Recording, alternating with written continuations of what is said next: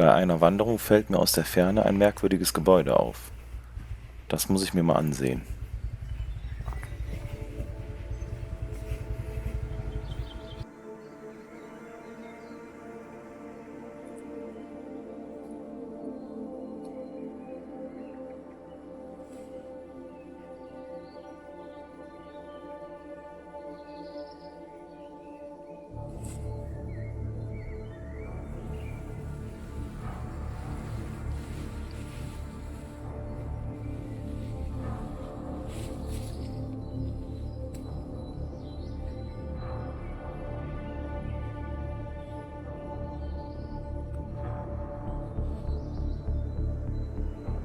Der riesige Schornstein war schon echt beeindruckend, aber auch das Gebäude ist nicht wirklich klein. Und vor allem, was ist es?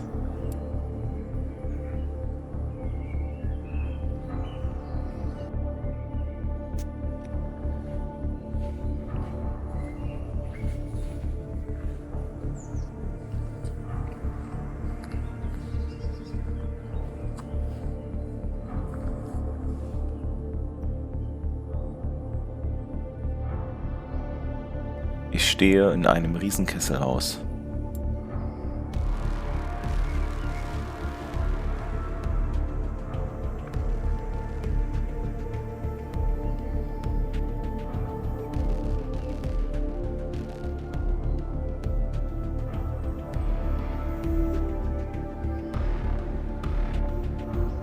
Kesselhäuser wurden benutzt, um Fabriken mit der nötigen Energie zu versorgen.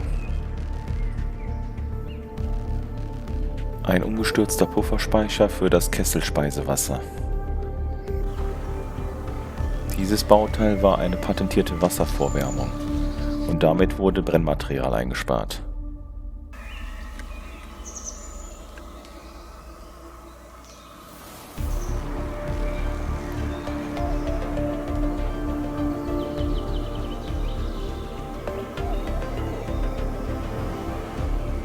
Die Glasfronten dienten auch als Sollbruchstelle bei Verpuffungen.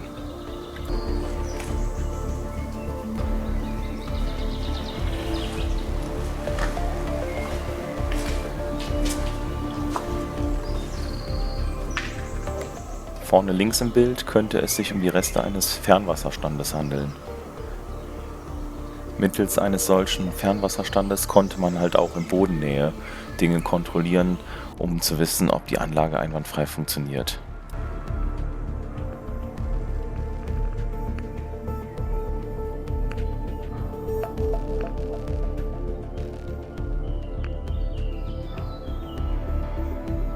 Diese Kuppel oben am Kessel ist die verblechte Isolierung von der Obertrommel. Dort fand die Wasserdampftrennung statt.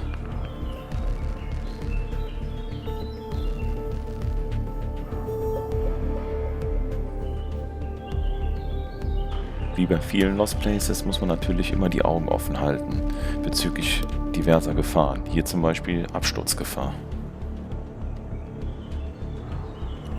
Dieser Kessel könnte eine sogenannte Untertrommel mit Abschlemmvorrichtung gewesen sein.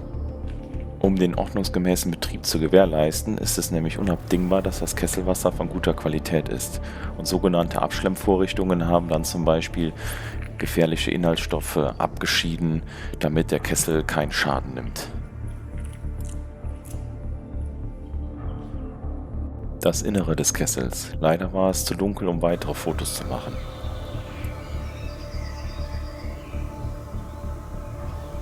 Dieser Aufbau könnte ein Indiz dafür sein, dass diese Untertrommel bereits über eine Wärmerückgewinnung verfügte.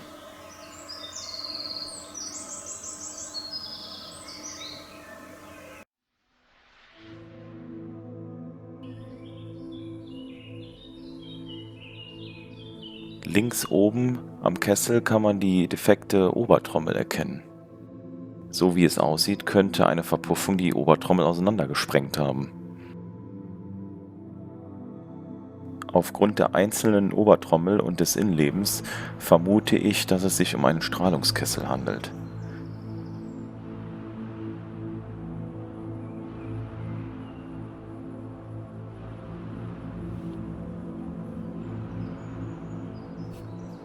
Ein Ventil. Man kann noch Fundamente erkennen, vielleicht für Pumpen.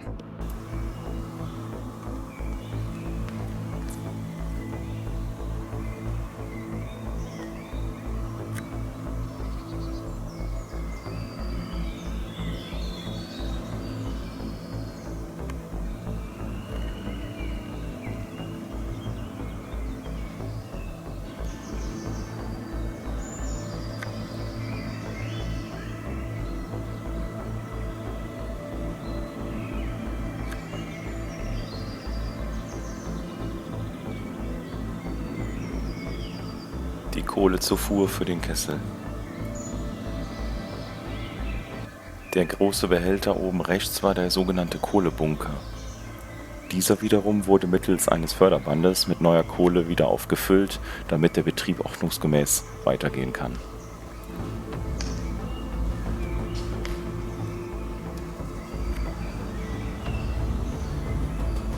Der Schaltschrank für die Kesseltechnik.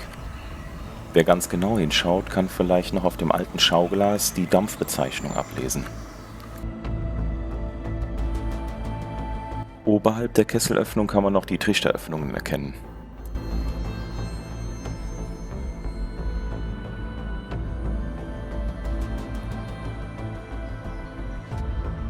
Denn vor der Kesselöffnung befand sich damals noch ein alter Stahltrichter. Durch diesen rutschte die Kohle aus den beiden Kohlebunkern in den Kessel.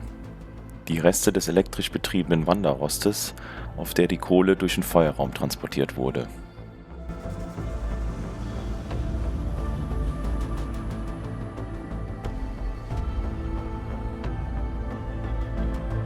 Aus diesem Blickwinkel kann man nochmal schön die beiden Kohlebunker betrachten.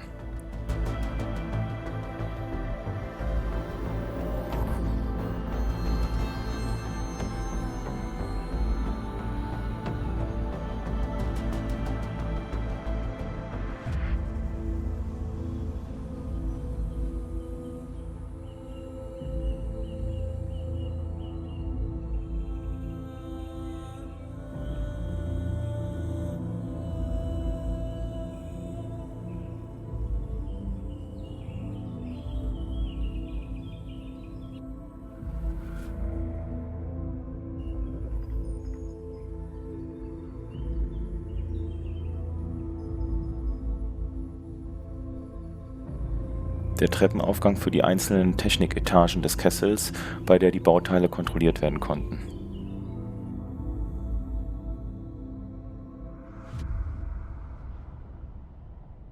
Mal schauen, was es unten noch zu entdecken gibt. Keine Sorge, Müll ist nicht das Einzige, was es hier unten zu sehen gibt.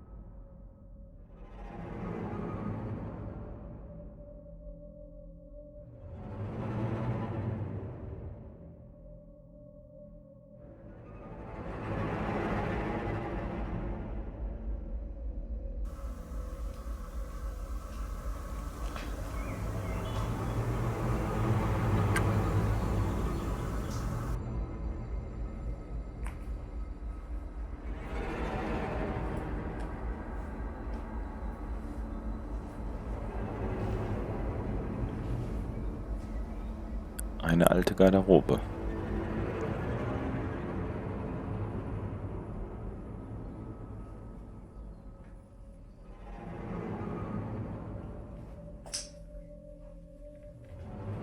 Und auch noch ein paar alte Heizdecken.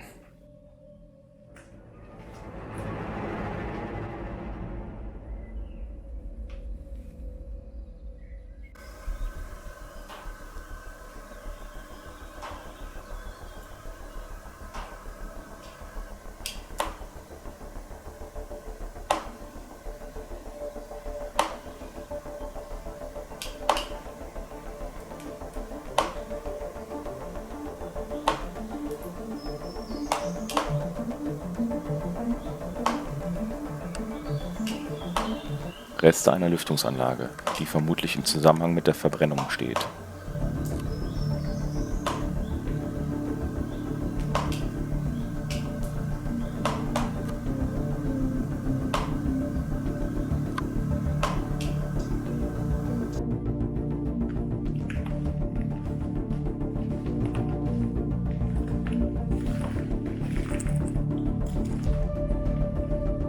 Man kann die Leiter für den Kamin erkennen.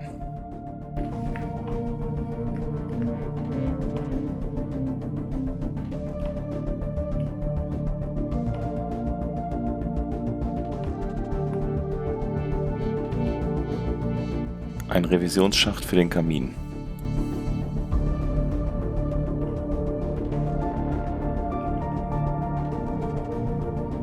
Diese Maschine war ein Zellenentstauber und diente der Sicherheit der Anlage, denn die Kohle fällt in die Kategorie der explosionsgefährdeten Schüttgüter.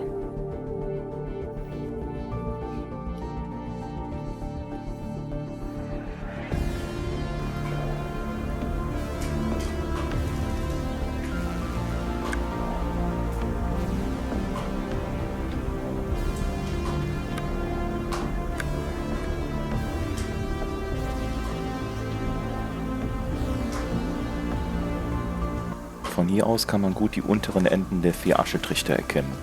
Die ersten 2 verfügten zudem noch über Schlackebrecher. Schlacke war ein Abfallprodukt, was bei der Verbrennung entstand. Was wir hier sehen, ist ein sogenannter Zyklonabscheider und ebenfalls ein Sicherheitsbauteil, was die Anlage vor zu hohem Verschleiß schützen sollte. Die Grobschlacke hingegen wurde, wie gesagt, in den eben bereits erwähnten Schlackebrechern maschinell zerkleinert.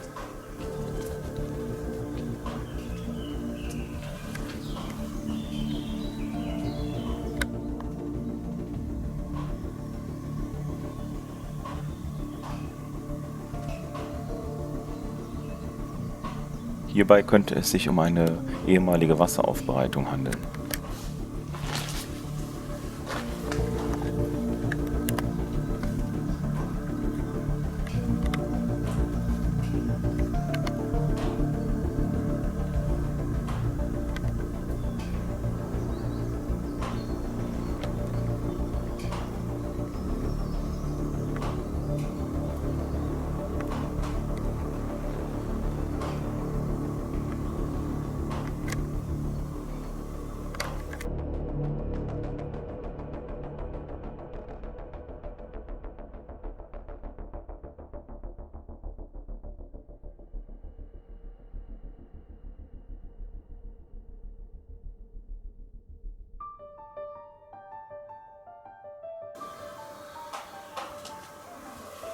Zum Abschluss gibt es nochmal ein Archivbild.